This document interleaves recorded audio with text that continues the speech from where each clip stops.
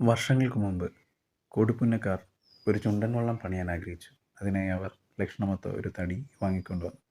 എന്നാൽ ആ ശ്രമം ഉപേക്ഷിച്ച് അവർ വേറെ ഒരു കാര്യത്തിലേക്ക് തിരിഞ്ഞു. ചുണ്ടൻ വള്ളം എന്ന ആ ആശയത്തിൽ നിന്നും അവർ മാറി ചിന്തിച്ചപ്പോൾ ആ തടി വാങ്ങുകയും ചുണ്ടൻ വള്ളം നിർമ്മിക്കുകയും ചെയ്തത് പുളിങ്കുന്ന് കരക്കാരായിരുന്നു.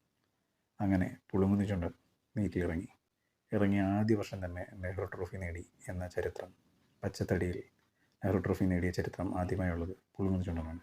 1966, 1967, 1969, 1971 4 വിജയങ്ങൾ. ശ്രീ ജവഹർലാൽ നെഹ്റു കയ്യൊപ്പ് ചാർത്തിയ നെഹ്റു ട്രോഫി 4 തവണ നേടിയ ജലരാജാവ്. പുളിങ്കുന്ന് ചുണ്ടൻ്റെ ചരിത്രവും ഇപ്പോഴത്തെ അവസ്ഥയുമൊക്കെ ചിത്രീകരിച്ചിട്ടുള്ള ഒരു വീഡിയോ ഈ ചാനലിലുണ്ട്. കാണാത്തവർ ദയവായി കാണുമല്ലോ.